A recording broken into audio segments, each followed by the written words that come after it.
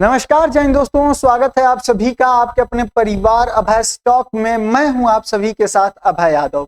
साथियों, भारत ने अपने युद्धपोतों को स्ट्रेट ऑफ हॉर्मुज में भेजना स्टार्ट कर दिया है।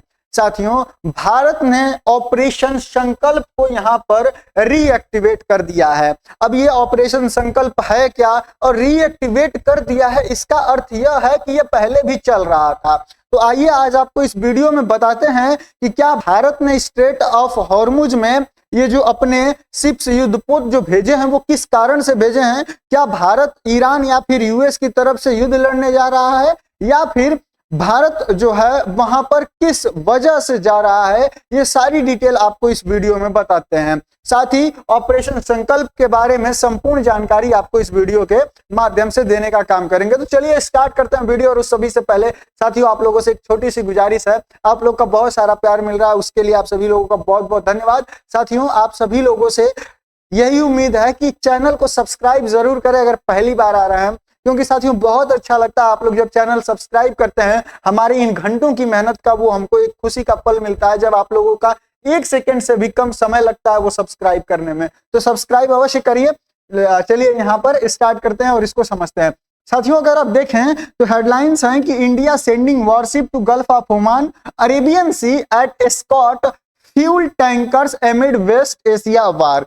यहां से ये तो क्लियर हो गया कि भारत ने जो अपने युद्धपोत को भेजा है वो युद्ध के लिए वहां नहीं गए हैं। वो किस पर्पस से गए हैं, तो वो वहां पर गए हैं एस्कॉर्ट करने के लिए। जो फ्यूल टैंकर्स हैं वहां पर, जो हमारे जहाज हैं, जो टैंक क्या कहते हैं गैस और तेल लेकर आ रहे हैं, उनको एस्कॉर्ट करने के लिए, उनकी सुरक्षा के लिए। साथियों, इसके लिए भारत ने अपने जो युद्धपोत हैं उनको गल्फ ऑफ ओमान और अरेबियन सी में यहाँ पर भेजा है। पूरा मामला आपको बताएं तो साथियों देखिए, आप सभी को पता है कि भारत अत्यधिक असुरक्षित है। क्यों? क्योंकि हम जो है वो ऊर्जा पर बहुत ज्यादा निर्भर हैं। हम मतलब दूसरे देशों के ऊपर हमारी बहुत ज्यादा निर्भरता है। हम सेल्फ से नहीं कुछ भी जो है कि चीजें बना पाते हैं, या हमारे यहाँ है ही नहीं तो हम उसको बनाएंगे कहाँ से, ठीक है, या निकालेंगे कहाँ से। तो देखिए, भारत जो है अगर तेल की बात करें तो जो टोटल तेल है उसका जो 35% जो हिस्सा है, जितना जो टोटल तेल भारत मंगाता है, क्रूड ऑयल मंगाता है, उसका 35% हिस्सा स्ट्रेट ऑफ हॉर्मुज से होकर आता है। वहीं अगर जो गैस है, एलपीजी जो गैस है, उसका लगभग 80% हिस्सा जो है वो भी इसी मार्ग से होकर आता है। यानी कि भारत के लिए स्ट्रेट ऑफ हॉर्मुज बहुत ही खास है और बहुत ज्यादा मतलब कि इस पर भारत की डिपेंडेंसी है। क्योंकि हमारे तेल का जितना हम आयात करते हैं तेल, उसका लगभग जो है वो 30% तेल स्ट्रेट ऑफ हॉर्मुज से होकर आता है, और वहीं जितना हम गैस मंगाते हैं उसका 80% हिस्सा जो है वो इसी स्ट्रेट ऑफ हॉर्मुज से होकर आता है। अब खाड़ी क्षेत्र जो है भारत की अधिकांश ऊर्जा की आपूर्ति करते हैं। मतलब हम रसिया वगैरह से भी लेते हैं, लेकिन जो हमारी ज्यादातर जरूरतें हैं एनर्जी की, वो यहीं से जो है कि पूरी होती हैं।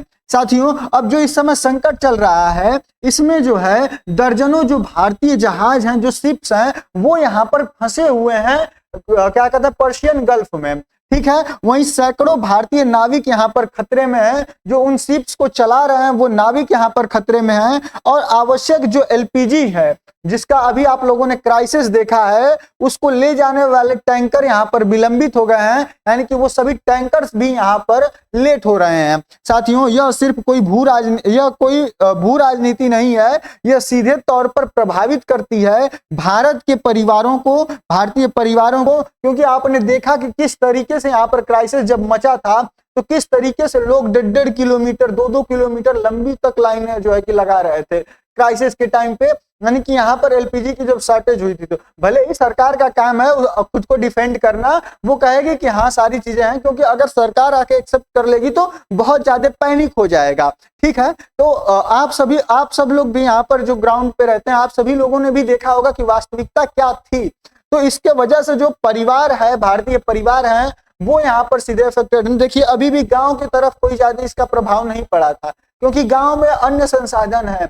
गांव में अभी भी जो है कि महिलाएं जो पुरानी हम लोग चूल्हे का इस्तेमाल करते थे उसका करके यहाँ पर खाना बनाया जा सकता है। लेकिन सोचिए जो शहर में रह रहे हैं उनका क्या होगा, ठीक है, हो सकता है लाइन जो लाइट से वो लोग इंडक्शन का यूज करें, लेकिन उसमें भी तो फिर ऊर्जा की जरूरत पड़ेगी लाइट भी यूज करने के लिए। तो बहुत सारी दिक्कतें थी यहाँ पर। फिर यहाँ पर देखिए, अगर ये लेट हो रहे हैं, ये सारी दिक्कतें हो रही हैं, तो भारत में महंगाई बढ़ रही है, जो आर्थिक स्थिरता है भारत की वो यहाँ पर डिसेबल हो रही है, यानी कि वो यहाँ पर गड़बड़ हो रही है। तो ये सारी दिक्कतें यहाँ पर जो है कि हो रही हैं स्ट्रेट ऑफ हॉर्मुज से।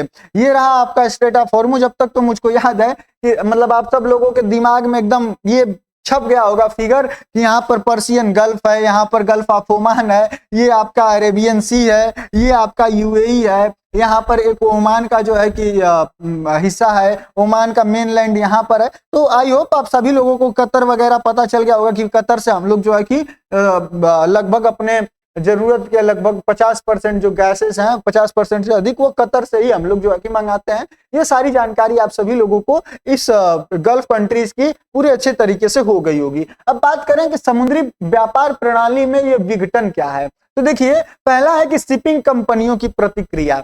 यहाँ पर जो शिपिंग कंपनियां हैं जो सामान को लेके आने लेके जाने का जिम्मा लेती हैं, उनमें उनके ऊपर उच्च जोखिम वाले जो है वो क्षेत्र से बचना चाहते हैं। वहीं मार्ग जो है वो निलंबित कर रहे हैं और पोत है उसकी आवृत्ति कम हो रही है, यानी कि आवागमन की आवृत्ति यहाँ पर बहुत ज्यादा कम हो रही है, क्योंकि बहुत रिस्की है स्ट्रेट ऑफ हॉर्मुज से निकलना। साथियों, दूसरा है कि यहाँ पर बीमा का संकट है, यानी कि युद्ध जोखिम प्रीमियम भारी उछाल आया है। जो भी सामान आता है, जो भी शिप जाता है उस सामान को लाने, तो उसका इंश्योरेंस होता है। वो इंश्योरेंस इसलिए होता है कि अगर कोई भी दुर्घटना होगी तो वो कंपनी को जो है शिप वाली उसको ज्यादा लॉस नहीं होगा, इंश्योरेंस कंपनी वहां पर भरपाई करेगी। लेकिन अब यहाँ पर वो तो नेचुरली है या फिर एक्सीडेंटली कभी हो गया तो हो गया, लेकिन यहाँ तो तय है कि जो भी उस शिप स्ट्रेट ऑफ हॉर्मुज से निकल कर आएगा उसके ऊपर ईरान मारेगा। तो यहाँ पर इसके वजह से जो जोखिम प्रीमियम है, जो इंश्योरेंस है, वो यहाँ पर महंगा हो गया है। कुछ बीमा करता वो तो कवरेज देने से ही इनकार कर दे रहे हैं कि नहीं, हम लोग जो है दे ही नहीं पाएंगे आपको इंश्योरेंस। वहीं अत्यधिक ऊंची दरें यहाँ पर वसूली जा रही है। साथ में बीमा के बिना जहाज जो है वो चल नहीं सकते हैं, यानी कि अगर कवरेज उनको नहीं मिलेगा तो फिर यहाँ पर जहाज नहीं जाएंगे। साथियों, इन सभी चीजों के बीच में भारत सरकार ने, इंडिया ने प्लान किया है कि 1000 करोड़ रुपए का वार रिस्क इंश्योरेंस फंड जो है वो यहाँ पर एज हॉर्मुज क्राइसिस यहाँ पर डिसरप्ट ट्रेड के लिए यहाँ पर निकाला जाए। लगभग 1000 करोड़ रुपए का जो है कि यहाँ पर ये फंड निकाला जा रहा है। अब साथियों, इसका क्या है, भारत के व्यापार पर इसका सीधा असर पड़ रहा है। ये जितनी भी घटनाएं हो रही हैं, इन सबके वजह से भारत पर बहुत ज्यादा असर पड़ रहा है। साथियों, यहाँ पर निर्यात में व्यवधान हो रहा है, जैसे कि प्रति माह यहाँ से लगभग हम लोग 4000 अरब डॉलर तक का निर्यात करते थे, वो सब यहाँ पर खतरे में है। यानी कि हर महीने जो है लगभग 4 अरब डॉलर का यहाँ पर नुकसान होगा। वहीं प्रभावित क्षेत्र की बात करें तो जो इंजीनियरिंग गुड्स हैं, जो टेक्सटाइल हैं, जो केमिकल हैं, जो यहाँ पर फूड प्रोडक्ट हैं, ये सारे यहाँ से जो है भारत बेचता था, वो सब अब यहाँ पर जो है कि ट्रैप होकर भारत में ही रुक जा रहे हैं। तो यहाँ पर भारत को लॉस होगा। अब ये देरी क्यों हो रही है, तो यहाँ पर शिपमेंट में देरी हो रही है, जो अनुबंधन है उसका उल्लंघन हो रहा है और खरीदार वैकल्पिक आपूर्तिकर्ताओं की ओर रुख कर रहे हैं। मान लीजिए कि जिसको नीड है उस चीज की और आप उसको नहीं पहुंचा पा रहे हैं, आप पहुंचाने में सक्षम नहीं है, तो उसको तो जरूरत है ही, तो वो तो अपना कहीं ना कहीं से व्यवस्था करेगा ही आदमी ना, तो वो आपसे न लेकर किसी अन्य देश की तरफ जो है कि रुख करेगा। तो इसके वजह से ये सारी दिक्कतें यहाँ पर भारत को झेलनी पड़ रही है। साथियों, दूसरा है कि आयात में व्यवधान हो रहा है। हम जो चीजें मंगाते थे उसमें दिक्कत हो रही है। हमारा जो क्रूड ऑयल होता था, कच्चा तेल, उसमें जो टैंकर हैं उनको आने में लेट हो रहा है। जो प्राइस है वो यहाँ पर अस्थिर है। इसके वजह से जो है कि प्राइस मतलब बढ़ा हुआ है, कभी घट रहा है, कभी बढ़ जा रहा है। दूसरा एलएनजी और जो गैसेस हैं, यानी कि जो बिजली संयंत्रों के लिए भी महत्वपूर्ण है। वही मैंने कहा कि अगर जो शहर में लोग रह रहे हैं वो इलेक्ट्रिक का यूज करके ठीक है खाना बना लेंगे, इंडक्शन का यूज करके, लेकिन इलेक्ट्रिसिटी बनाने के लिए भी तो यहाँ पर गैसेस या फिर एनर्जी का रिसोर्स चाहिए, तो उसके लिए यहाँ पर दिक्कत हो रही है। वहीं उर्वरक उद्योगों को दिक्कत हो रही है। जो छोटे उद्योग हैं उनको यहाँ पर दिक्कत हो रही है। आपूर्ति में अचानक कमी से औद्योगिक यहाँ पर मंडी आ गई है। अगर आप देखें तो आपके अगल बगल जितने भी रेस्टोरेंट्स वगैरह हैं वहां पर जो है बहुत दिक्कत हो गया है। मैं तो पटना में रहता हूं, मैं देख रहा हूं इस चीज को कि अब यहाँ पर जो लोग हैं कोयले से चलने के लिए जो चूल्हा आप लोग देखते होंगे, इस तरीके का एक चूल्हा पहले बनता था और इसमें जो है कि ऐसे सीक लगा, सीक मतलब छड़ बोलते हैं हम लोग अपने यहाँ, तो यहाँ पर छड़ लगा हुआ होता था, इसके अंदर कोयला बनाया जाता था और यहाँ पर जो है कि फिर इस तरीके से कुछ बना होता था जिसके ऊपर यहाँ पर बर्तन रखा जाता था और नीचे से ऐसे कटा होता था जो कि चूल्हे का काम यहाँ पर करता है।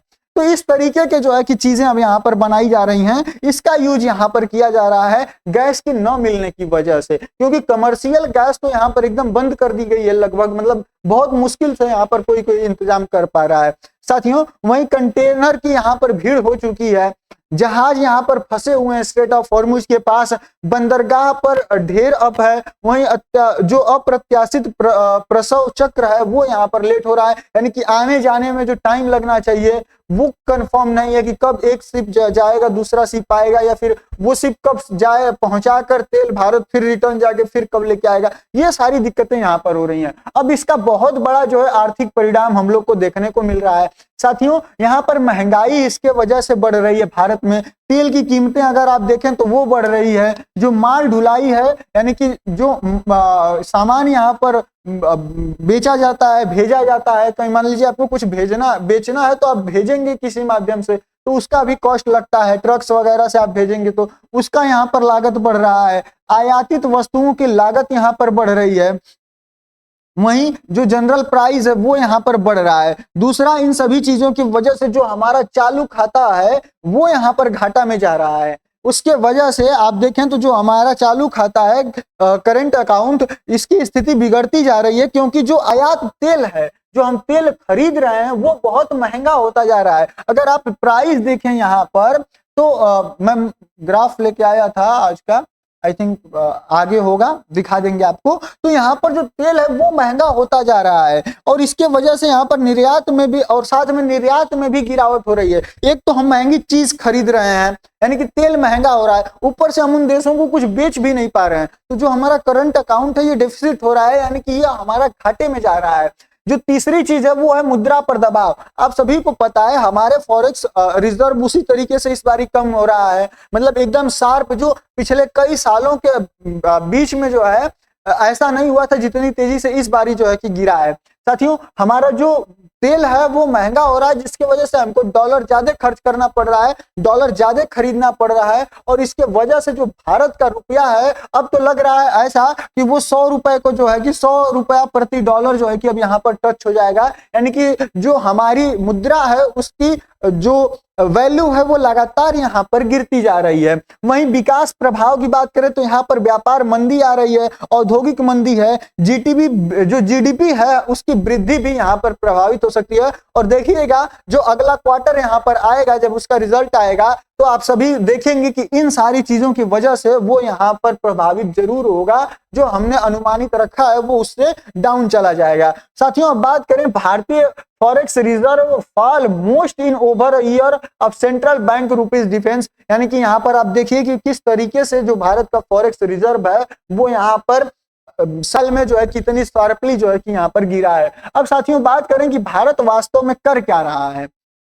जो भारत है ये जो अपने कदम उठा रहा है ये कर क्यों रहा है, जैसे कि नौसेना की तैनाती, तो देखिए 6 से अधिक युद्धपोत जो है और उसके जो सहायक पोत हैं उनको भारत ने तैनात किया है, जो ओमान की खाड़ी है और जो अरब सागर है, अरेबियन सी, इनके बीच में तैनात किया है। यानी कि ये देखिए आप गल्फ ऑफ ओमान है और ये आपका इधर आने के बाद ये अरेबियन सी हो जाता है। तो जो यहाँ पर युद्धपोत भारत भेज रहा है उनको यहीं पर जो है कि स्कॉट करने के लिए भेज रहा है, यानी कि इस क्षेत्र में उनको जो है कि पहुंचा रहा है। ठीक है, अब साथियों इसका काम क्या है, तो ये अनुरक्षण संचालन के लिए, यानी कि युद्धपोत व्यापारिक जहाजों के साथ चलते हैं।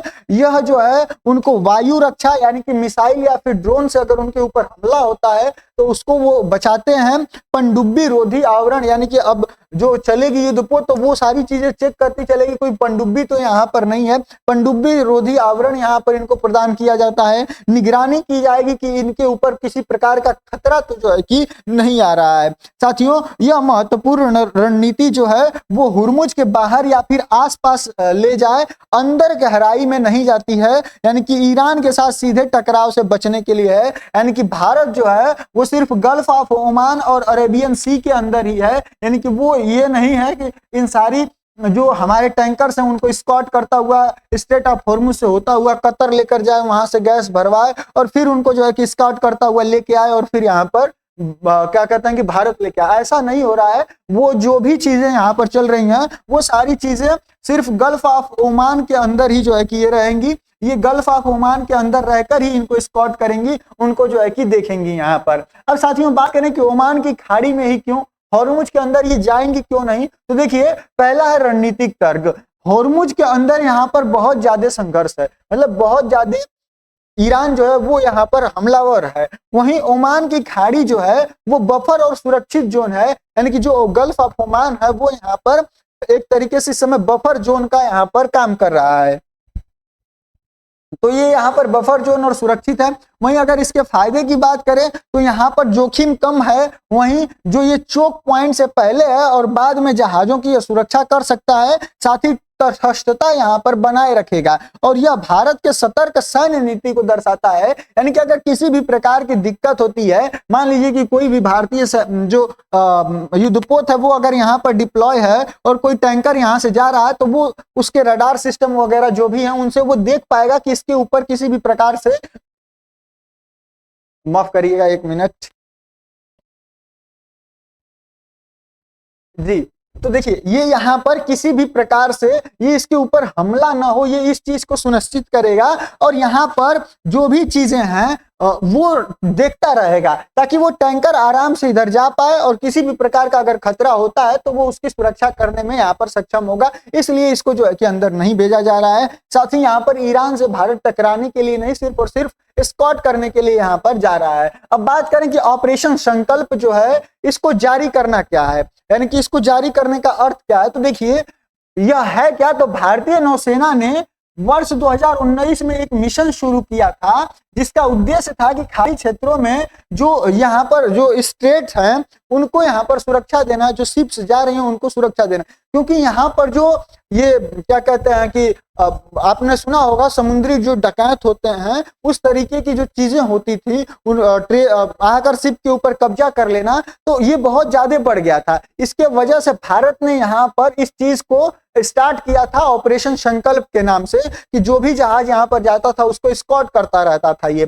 तो उसे इसकी अगर उपलब्धियों को देखें तो इसने जो है लगभग 500 से ज्यादा जहाजों को ऑपरेशन संकल्प के तहत भारत ने सुरक्षा प्रदान की थी और यहाँ पर विशाल माल जो है कि बचाया था। अब 2026 में इसकी भूमिका को देखें तो इसको पुनः जो है कि सक्रिय किया जा रहा है ताकि जो तेल और एलपीजी के टैंकर हैं उनको एस्कॉर्ट किया जाए और संघर्ष क्षेत्र की जो है कि निगरानी करने के लिए यहाँ पर किया जा रहा है। अब साथियों भारत के लिए इसमें शामिल जो जोखिम है, यानी कि भारत के लिए जो जोखिम क्या हो सकता है, तो पहला है सैन्य जोखिम, यानी कि भारतीय जहाजों पर मिसाइल या ड्रोन से हमला हो जाए या फिर ईरान के साथ नौसेना टकराव भी हो सकता है। क्योंकि सोचिए यहाँ पर मान लीजिए कि ईरान को तो नहीं पता है कि भारत के जो है कि यहाँ पर जो है कि मतलब हो सकता है ना कि गलतफहमी हो जाए कि ये यूएस का है या फिर किसी और का है और ईरान की जो मिसाइल है वो यूएस को टारगेट करके चले और आकर भारतीय नौसेना पर गिर जाए, भारतीय नौसेना के युद्धपोत पर गिर जाए, तो ये दिक्कतें हो सकती हैं। तो ये जोखिम जो है कि यहाँ पर बना हुआ है। दूसरा है कि आर्थिक जोखिम, कि जो तेल की कीमतें हैं वो यहाँ पर उछाल सकती हैं, शिपिंग बीमा में वृद्धि हो सकती है, आपूर्ति का व्यवधान हो सकता है, तो इसके लिए जरूरी भी है कि यहाँ पर स्कॉट किया जाए। तीसरा है रणनीतिक जोखिम, यानी कि यहाँ पर भारत को ईरान और अमेरिका दोनों को ही यहाँ पर संतुलित करके चलना है, क्योंकि अमेरिका हमारे लिए रणनीतिक साझेदार है और ईरान हमारे लिए ऊर्जा और कनेक्टिविटी का भागीदार है, जिसके वजह से हमको बहुत ज्यादा इंपॉर्टेंट है कि दोनों को संतुलित करके चलें। अब बात करें इसका वैश्विक संदर्भ में, तो देखिए केवल भारत ही ऐसा नहीं कर रहा है कि अपना कोई ऑपरेशन चला रहा है या अपने जो जहाज या फिर युद्धपोत यहाँ पर भेज रहा है। यहाँ पर अमेरिका तो पहले से ही टैंकरों को स्कॉट कर ही रहा है। दूसरा, फ्रांस ने भी अपने नौसैनिक सुरक्षा मिशन को स्टार्ट कर दिया है। यूके ने भी अपना समुद्री सुरक्षा योजना बना रहा है और यही छोटा पाकिस्तान ई गदा भी अपना जो एस्कॉट ऑपरेशन है इसको शुरू कर दिया है। ठीक है, तो ये भी बेचारा लगा हुआ है। बाकी यह सारी चीजें दर्शा रही हैं कि जो वैश्विक व्यापार मार्ग है उसका सैनिकरण हो रहा है, उसको जो है सुरक्षित बनाने के लिए अब दुनिया यहाँ पर आगे आ रही है। साथियों अगर आप देखें तेल के दाम को देखें तो देखिए 111.74 यहाँ पर डॉलर प्रति बैरल यहाँ पर ब्रेंट क्रूड ऑयल जो है कि हो गया है, जिसके वजह से यहाँ पर महंगाई हो सकता है आने वाले समय में और भी बढ़े। साथियों उम्मीद कर रहा हूँ सारी चीजें आपको बेहतर ढंग से समझ में आई होंगी, तो चैनल को सब्सक्राइब अवश्य करिए, पेज पर देख रहे हैं तो फॉलो करिए और हमारे इस परिवार को थोड़ा और बड़ा बनाने में हमारी सहायता करिए। बाकी आपकी जो अपनी राय है कमेंट सेक्शन में जरूर रखें, अपनी राय अपना मुद्दा कमेंट सेक्शन में जरूर बताएं। मुझको लेकर कोई सजेशन है वो भी बताएं, क्योंकि मैं चाहता हूं कि मैं खुद को और बेटर कर पाऊं आपके सजेशंस की हेल्प से। ठीक है, उन सारी सजेशंस का मैं दिल से स्वागत करता हूं और उनको अपनी हर वीडियोस में इंप्लीमेंट करने का ट्राई करता रहता हूं। ठीक है, तो उम्मीद करता हूं आप सारी चीजें ध्यान देंगे। बाकी हम मिलेंगे अगली वीडियो में किसी नए टॉपिक के साथ, तब तक के लिए जय हिंद जय भारत।